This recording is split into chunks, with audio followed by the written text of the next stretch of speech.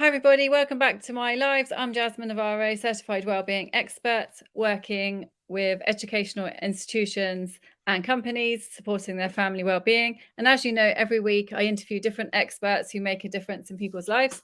And today I'm super excited to be interviewing Adela. Adela, thank you so much for coming. Hi, thank you so much, Jasmine.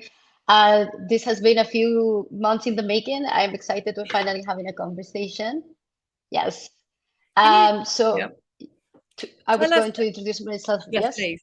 Yes. Yeah. So my name is Adela Alonso Alonso. That's Alonso twice. I know it looks like a typo, but it's not. I work in open innovation. My background is fashion and retail and impact-driven business. And you could say that I wrote the book of passion entrepreneurship because I did. It's called The Passion Entrepreneur, and it's exactly what we're going to talk about today. It's Amazing. how does passion play a Okay. role? Brilliant. No, I'm super excited. And yeah, let's just say hi to Oh, hi hi.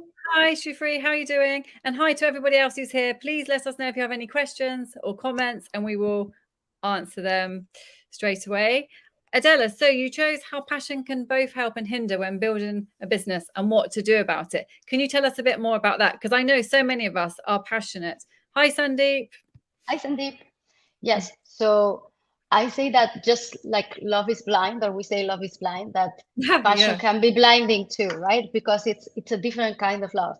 And I think in order to be successful in your business, you need to have a lot of drive and you need to have a lot of energy and a fire, right? And passion can fuel that fire.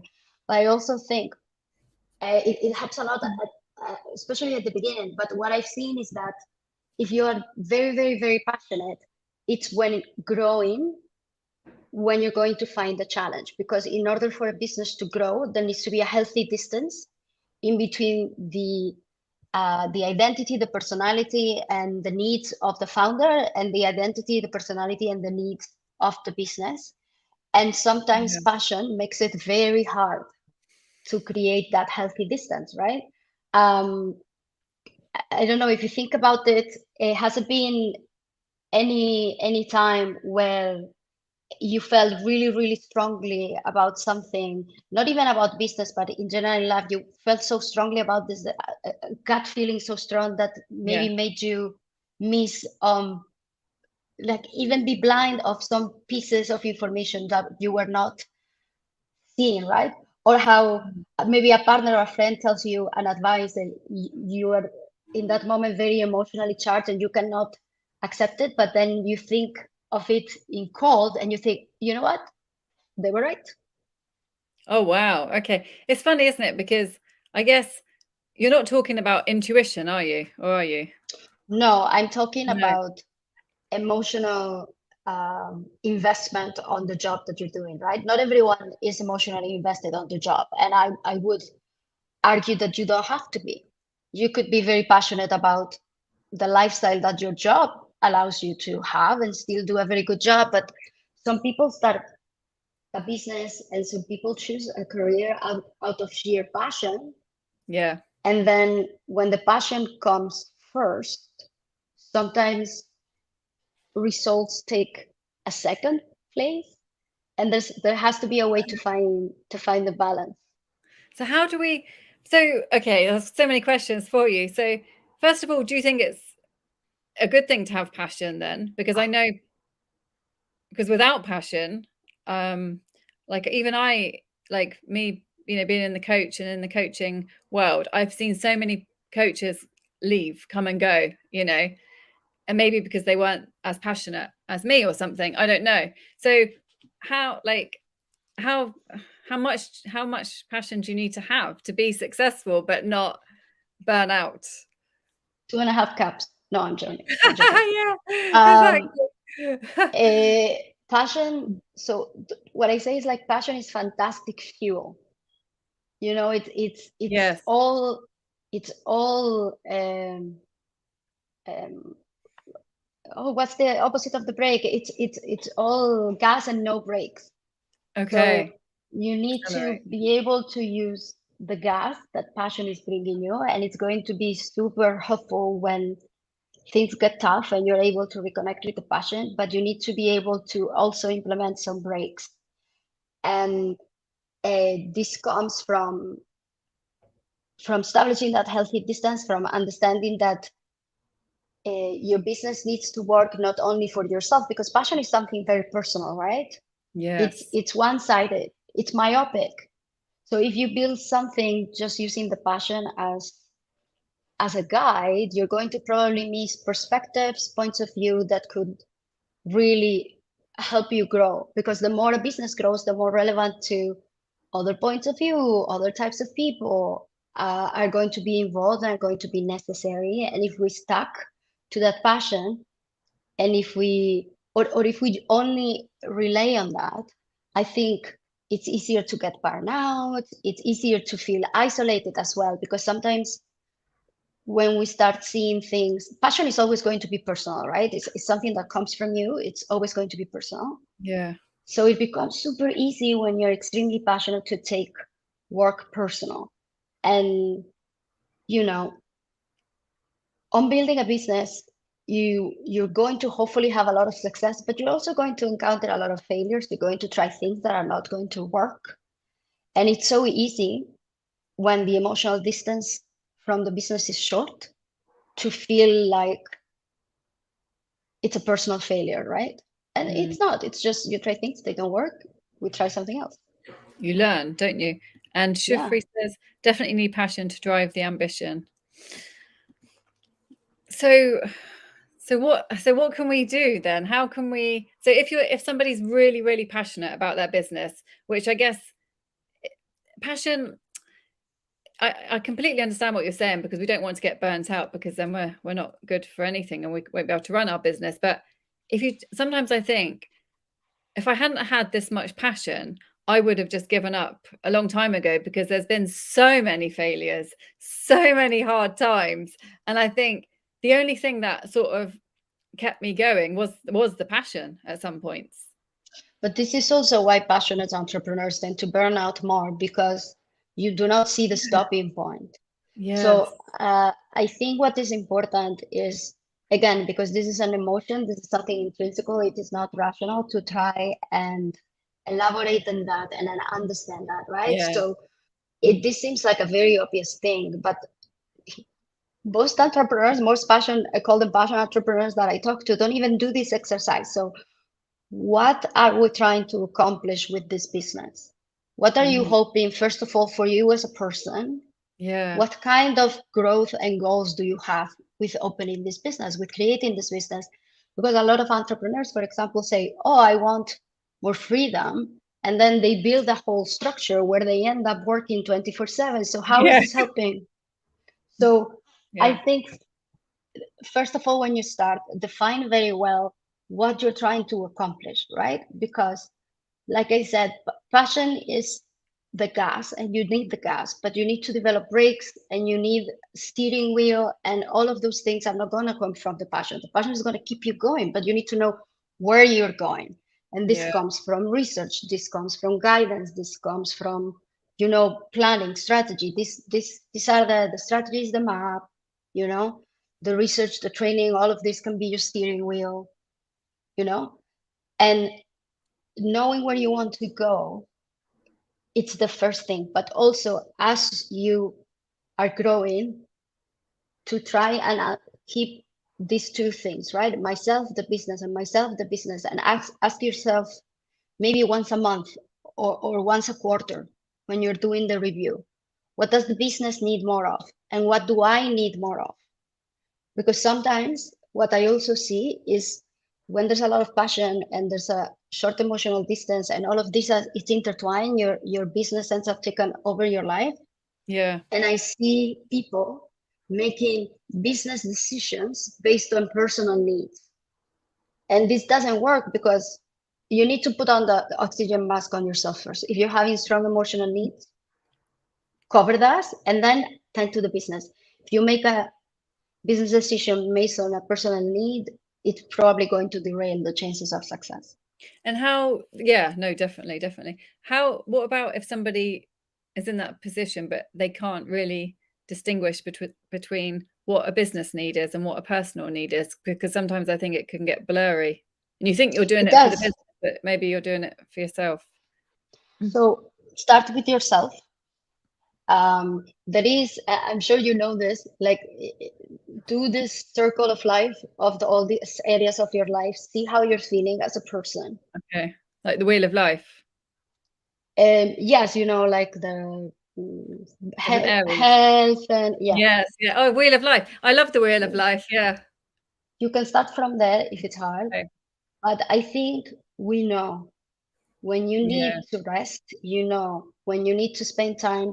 I sometimes compare it to parenthood or like to a marriage. When if you have Yeah. a child, then your child has needs and you have needs, and there's going to be days when you really need a break and your child needs attention, and then you just make it happen, right? But eventually you need to also be aware of your needs, because otherwise it's going to come to a point where you not cannot keep that healthy relationship. The same with a marriage, right? Each of the person needs to be aware of their own needs so that they can help each other whenever there is one need, or there is not. um, I think Exactly. it takes practice, and unfortunately, because what we're saying, all gas no breaks, a lot of people get into this dynamic of, I'm going to make this happen, it's on me, Yeah. No matter and I what. will make it happen. And then it becomes really hard to establish that distance. Yeah, Um, definitely. And I think because I did get burnt out and I was going, going, going. I think as well, when you do get burnt out or you get sick because you've been doing too much, hopefully then, I mean, that's not the best way to learn, but that is a good way. I mean, it does sort of, when it's happened to you, when you have got burnt out and your health has been threatened, then sometimes that's the only way to learn, because sometimes we don't want to listen to anybody else, or we think it's not going to happen to us. It's okay. Because I remember when I just kept doing everything and I just kept saying, just one more thing, I'll just do this, then I'll have a break, I'll just finish this, then I'll have a break. I just kept telling myself that until it was too much. And I saw the signs. yeah, I knew I couldn't cope, it was too much, but I carried on anyway. yeah. I also think um, we need to help to differentiate what is passion and what's tenacity in terms of Yeah. maybe self-judgment, because sometimes we have Yeah. this self-judgment internalized, and it's not passion anymore, it's fear of failure. Yeah. Insecurities. um yes, so if you're not enjoying it anymore, then you're not pushing out of passion. uh, I was asked once, how do you know what's your passion? And I always said, just follow the joy. If you are burning out, you're no longer, if you are at the point of burning out, there's been for a while that you're no longer enjoying yourself, that this is no longer bringing you joy, right? To quote Mary Kondo. I think Definitely. sometimes we call it passion when we just mean self-abuse, basically. Yeah, It's you're just like, right. I can do it, when it's like tenacity and self-abuse. If There it's was not making you happy, it's not passion. You're right, you're right. And there was a survey, and I can't remember um who where it was, but it was something about yeah, how your insecurities are like the biggest driver to succeed. Like the more Sometimes it's insecure you are. insecurities. Yeah, insecurities, and sometimes it's Yeah. also ego. Yes, exactly. Yeah, yeah, yeah, yeah. Yeah, That the I can more do it. And then all the signs say, no, you can't. This is a bad idea. Yes. we just keep going. Um, It can be good to really get you so far, but I guess and like I said, passion is fantastic. It's a great fuel for ambition, like they were saying, but it's myopic. So it tends to focus on really specific things and prevent you from seeing the bigger picture. It's like a child that, I want that. I want it, and this is that I want. And maybe you are not seeing this that could take you where you want to go in a more effective way. So question this, like ask yourself, what do I want? What is missing on my life? What is this passion for? What do I want?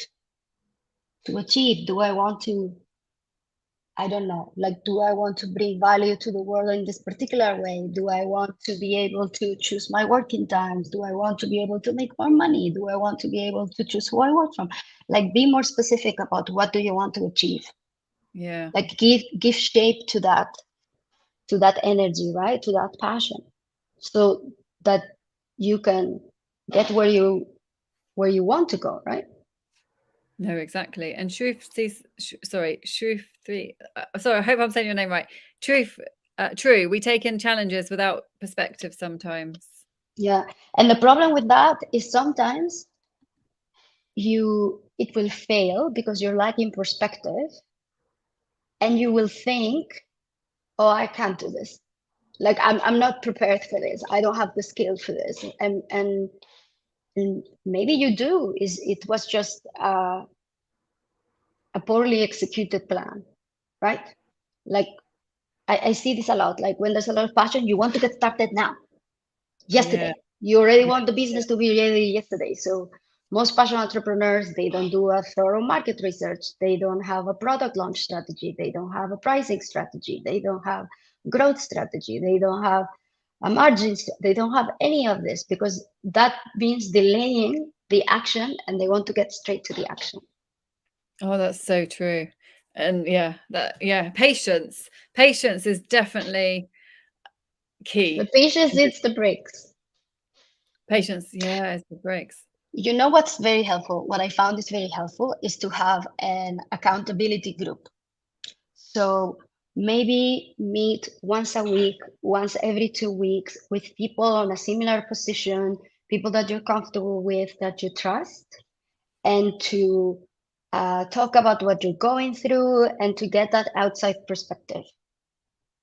Exactly. Yeah, like you said, it doesn't have to be of course it's good if it's a coach, but it doesn't have to be a coach, does it? Or even a therapist.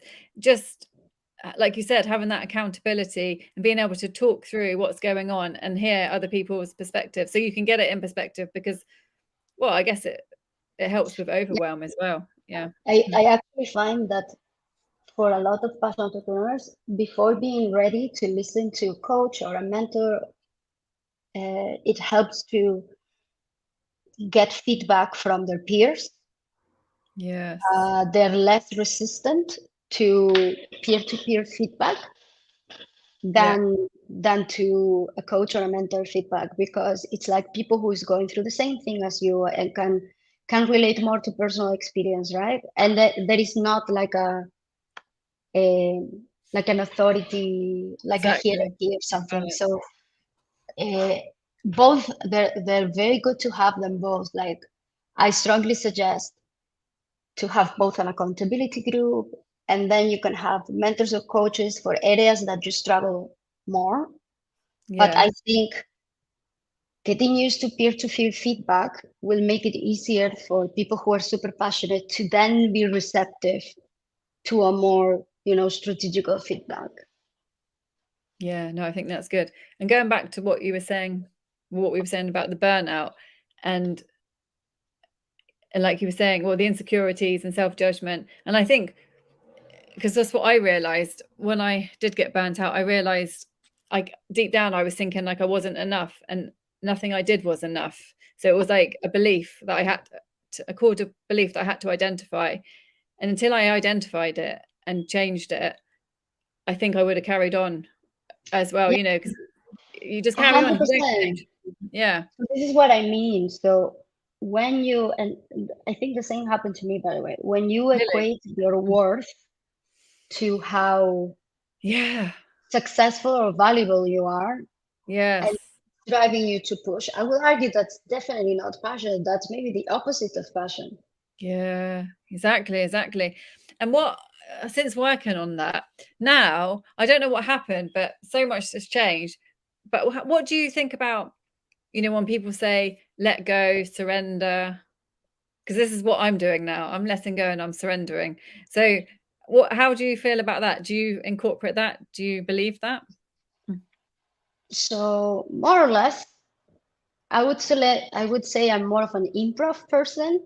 I'm more of a yes and person. Oh, okay. So I receive the opportunities as they come, and then I question Oh, them, and then I move forward. But I like to have a direction. So, for example, something that I do, I don't like the New Year's resolution kind of thing, the no, specifics. definitely I not. think it can No, be counterproductive. But what I do decide on are like areas of growth. So I want to grow in this direction, right? So I want to grow into openness or into well-being or into abundance or into whatever, yeah, acceptance, like to show an area of growth and say, okay, I want to be more accepting, or I want to be more patient, or I want to be, and then you invite that, and when the opportunities present themselves, then you can mhm, ask yourself, is this going to help me? Is this going to help me get where I want to that's go? yeah, So I like to do both. I like to have a direction, right? Like a lighthouse or where I'm going yes, towards. yes, But then I welcome what happens, and then I react to it like a yes and. So that kind of, I say that I don't have like plans for my life. It's no, more of an improvisation. I don't have I a love that. script. I love that. It's an improv.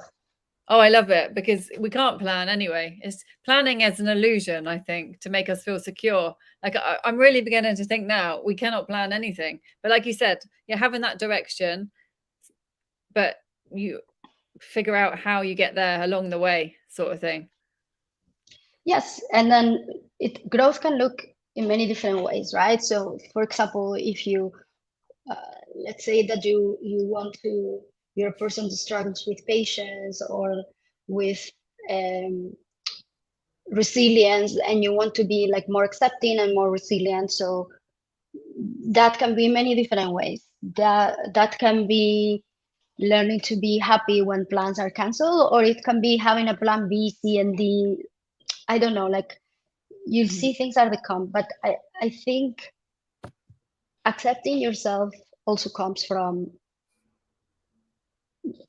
listening to these voices that we all have, these insecurities, and then being able to talk to them, Oh, and discerning what this is. Is this useful? Is it not? I love And that because and you this is mentioned where yeah. passion Sorry. and judgment, passion and self-judgment can look very similar. You're right. And I love that you've mentioned asking yourself questions a few times.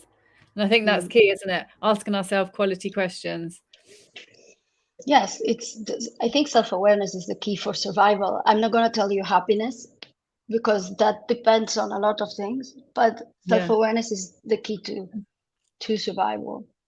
And I've I seen a love lot of that. cases where someone tell me, I need this to work because this is my passion. And then we started looking into it. And then it's not, I need to work because this is my passion. Is I need to know, this to work because I need to show my parents that I'm not a failure. Yeah. Yeah. I mean, maybe you're passionate about showing your parents that you're not a failure, but that then you're making your journey about somebody else. Mm. It is about working on ourselves. Well, like you said, self-awareness is survival. I absolutely love that. And it is about working on ourselves. And maybe that is with a therapist or a coach. I mean, Yeah. to start with at least. But what would you say from what we've been talking about, passion, helping and hindering, what would you say are like key habits to have? And do you have any key habits that really help you? Because I do think it's all about habits, isn't it? Our habits, how we live our So life. it's hard to give very specific things that will Yeah. apply to everyone, but going back to creating distance, for example, um, even if you work from home, do not work and chill in the same place. Even if you are, I am working now, and then I'm going to stop and watch a movie on Netflix. I will move from this table and go into the Yes. sofa, Yes. right? Create a I love that. distance. Keep two separate bank accounts if you can. If you Oh, have a diary or a bullet journal that you keep for yourself personally, that makes the business in there.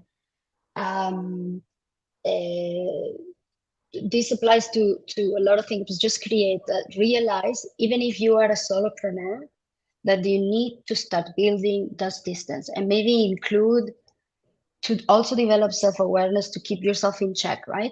If you were a big company, you will have quarterly reviews of how things are going. What do we need to move more on, less of? Da, da, da, da, da. Do this for yourself every quarter and make sure to keep yourself in check. Yeah. To realize what do you need, what does the business need, and then adjust it. Because when you're starting a business by yourself, your time and your efforts, your energy, your mental bandwidth, it's the key resource for the company, right? So you need to manage it very smartly. Otherwise, you're not being a good business owner.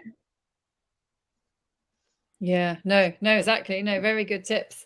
And is there anything else that you think people should look out for if they're feeling quite stressed, or they're losing the interest? So, Because I think when you work so hard, sometimes you can just lose all interest. so when you, I think this is why having a goal is so important. When you're Mm, feeling very stressed, just ask yourself, what am I doing this for? And go back to what are you trying to accomplish, and try to see how is what you're working on, even if it's hard, getting you closer to where you want to go. And this works both ways, because two ways, because if you see it clearly, it will help you. And if you don't see it clearly, you will realize you should stop doing that. And wow. try to get into this rabbit hole. And also, when you feel like doubt, self-doubt, always ask yourself, who told you this?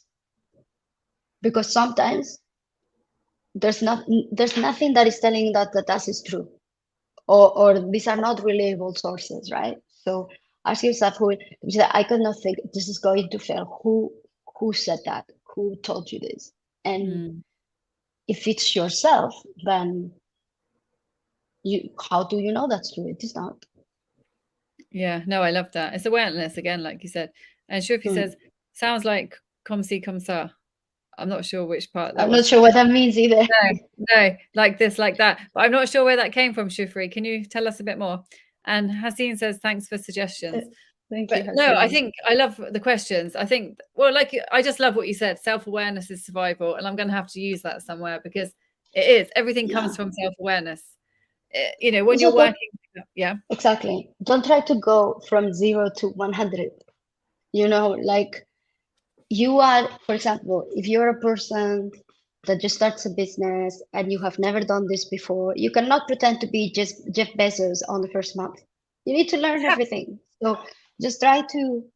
I also, another tip that I give a lot of people, particularly people who are starting a business like a side business, yes. just make sure that you dedicate 1 hour a day to doing something that is bringing you closer to your goal. Oh, I love it. Just Yeah. 1 hour, 1 hour a day, and start building towards that. Be patient. I think patience, self-awareness, and Yeah. and Self maybe vulnerability, like being able to talk to other people, to receive feedback, being human. I feel like we've Yeah. dehumanized business for a long time, and we're just people. You can't dehumanize business because we're people. I love that. I love that. No, you're right. Absolutely right, Adela. Thank you so much for sharing this. We could have talked for, I'm sure there's much more we could talk about. 17 hours, yes, for sure. Thanks. Oh, and hi, Amir from I Pakistan. Thank you am for joining us. Thank you for everyone for joining us. And thank you so much, Adela. Can you tell us where people can find you? I'm very easy to find thanks to my double surname. So if you put Yeah. Adela Alonso Alonso, LinkedIn, Instagram, you will find me, and Amazon. Oh, amazing. Oh, yeah, I because would that's where just you're. say don't buy, because I did do a planner. Well, no one's going to buy a 2023 planner now, but I messed up the dimensions, so don't buy that. Oh, but if Um, you want to put your link to your book on the post, the uh, LinkedIn post, not here uh, on the actual oh, LinkedIn, because okay, you on want me LinkedIn to, post. Yes, yeah, post all look, your links I'm there. very easy to find me, and yeah, just talk to yourself, pay attention to yourself. Don't forget you're a human person, and you don't stop being a human person because you decide to start a business. Amazing. I love that. I love that. It's so true. Well-being first. And thank you everyone for joining. Any questions or comments, please email Adela directly, or you can put a message in the post. And I will see you next week. Thank you so much, Adela. Thank you.